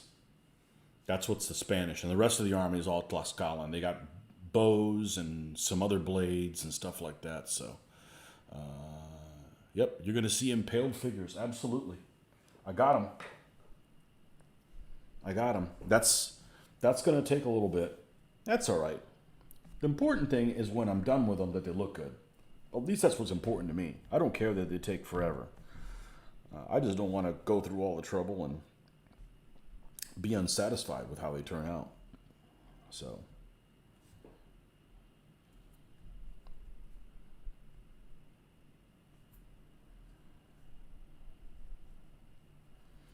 Everybody should do the best job they can painting. I think so. So. Kind of paint quicker? Yeah. Have more armies painted? Yeah. Would I be happy with the results? No. So. That doesn't really work for me. Do what works for you.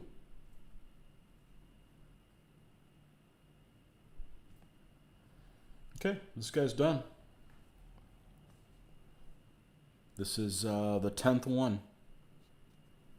2 left. Got another guy with one of these woolen things. Fur thing. We got a black one. We got some grays. Got the light brown. I don't want to do a dark brown one because there's too much other dark brown stuff on it. It's going to just look all like bland together.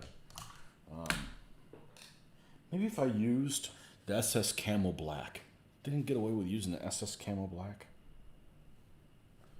Let's try that. Let's try using that color. Where is it? It's not there. It's not there. Guess I didn't put it back where it goes. Shame on me.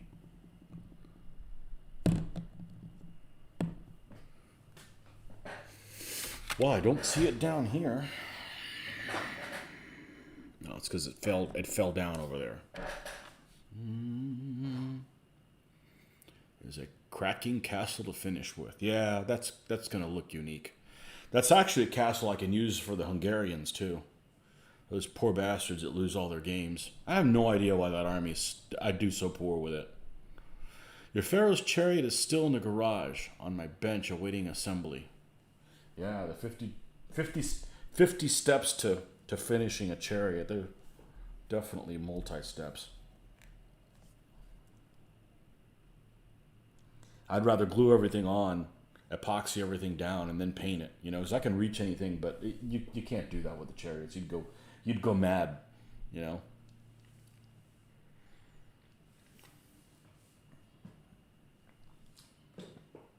You'd go mad. How long have we been on here? An hour? An hour and 46. Wow. That long, huh? Okay. If that's what it says.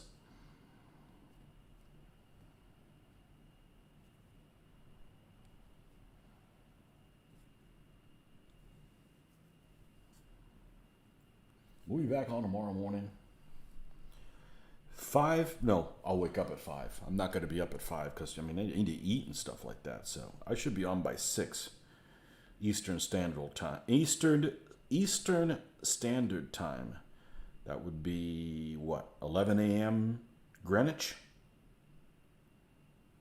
I think you guys are 5 hours apart from each other. I forget when we do the daylight savings, it gets thrown off by an hour one way or the other. But, yeah, we're -5. We're -5 Greenwich time. So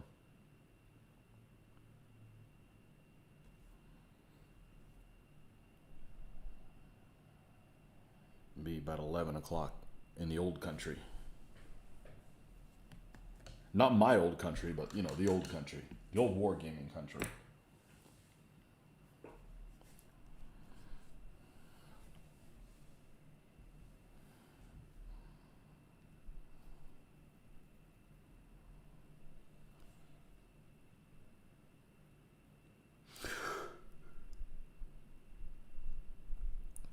Mm.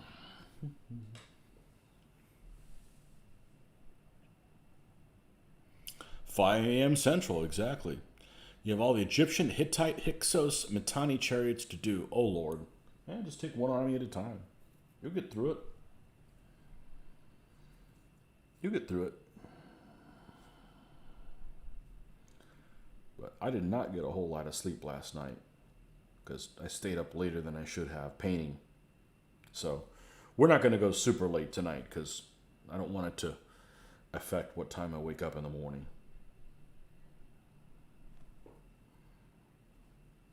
Nothing worse than sleeping in on a Saturday. You got stuff to do.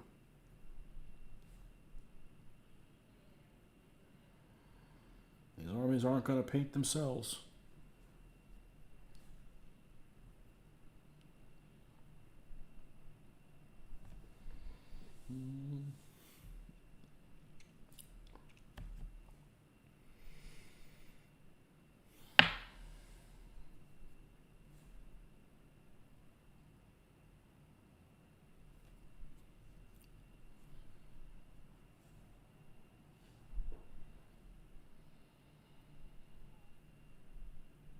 I think we're going to we'll go to the 2-hour mark and then we'll sign off and pick back up in the morning. I don't want to overextend myself.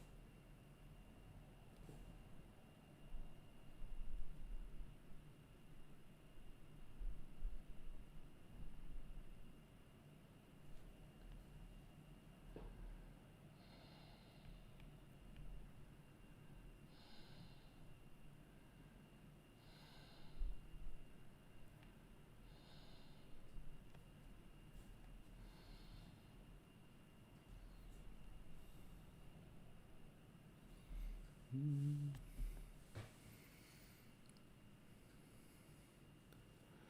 3 side chariots for Persians. There were a lot of work, especially trying to attach the 4 horses and trying to get them to fit next to each other, because some of those sides like extend past the chariot. So you got the typical chariot problem is they don't fit on the stand, but a side chariot they like don't fit on the stand on the sides either. Never did like that when I was working, but now that I'm retired, every day is Saturday. Well, there you go. You earned it.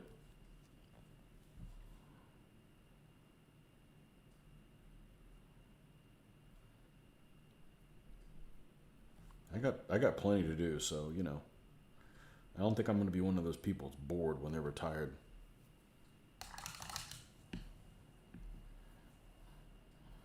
I got enough going on here. All right, we need a shirt color.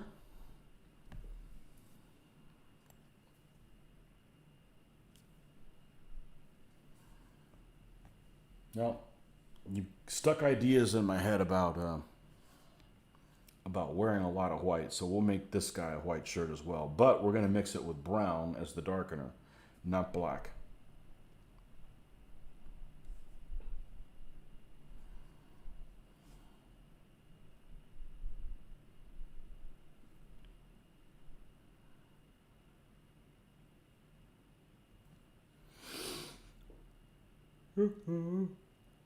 Ugh.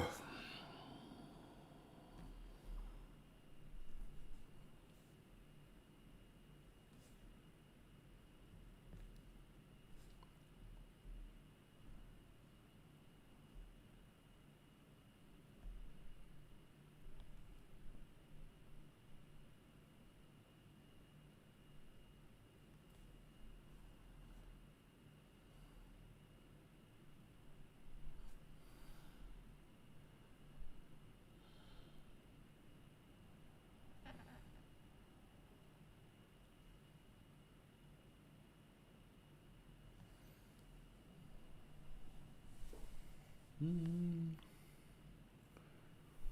much would you allow the horses to head over the front of the chariots? Well, the important thing is if you're planning on doing wargaming, you want the horses to be flush with the front. You want the overhang on the back, because there's nothing worse than having 2 units that are fighting each other and not be able to put them side to side. It's not that much of an issue if you got to say you're in a column and you got a guy behind you. You just say, hey, yeah, he's with the other one. But what I've started doing on some of them is the trunnion. Is that the correct terminology? The stick that comes out of the chariot that the harnesses that the horse is attached to. That piece, I end up bending it some so that it fits front to back. So I'm gonna get some shut eye, up to work in 5 hours. Oh man, I know the feeling, but not tonight for me. Have a good evening, John. Thanks for coming by. Never been bored. Reading, gaming, painting keep me busy. Yeah, no kidding. Promise I'll shut up about chariots after I got 3.0 arriving today. Yeah, I like them. I think that they look really cool.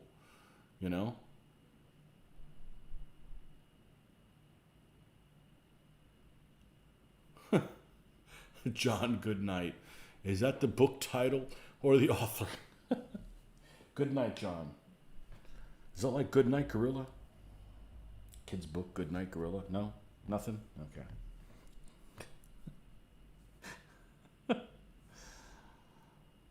Oh, man. I've been trying to get through old... oh,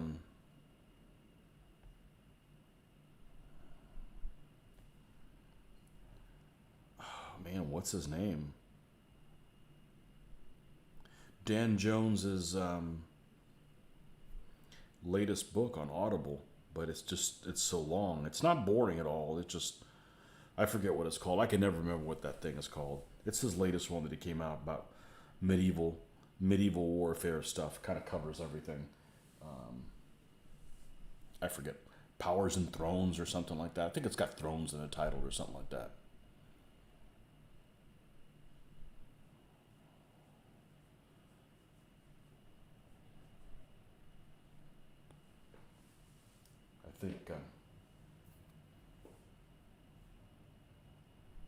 Can never remember what that thing's called.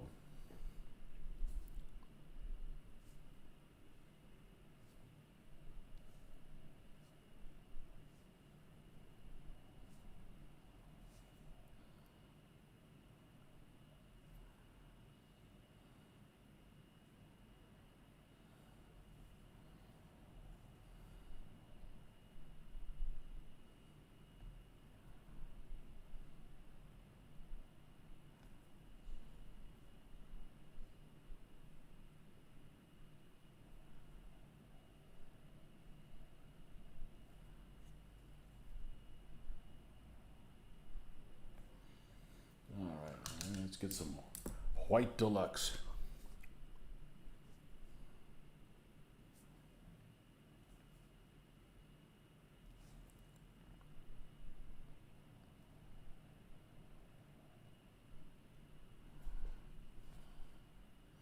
Oh man, I didn't paint the other parts of his shirt. What a dumbass. No, I'll have to pay the penalty by not being done. We've got some shirt stuff down here.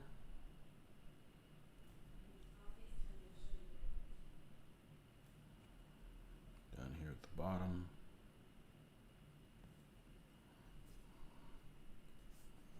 One thing's for sure, I can't move forward with it that wet.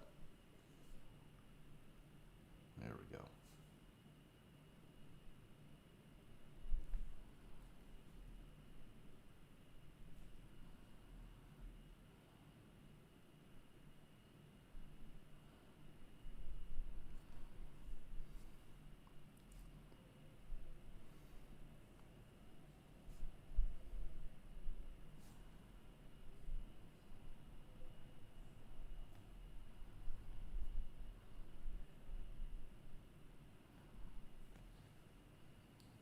All right.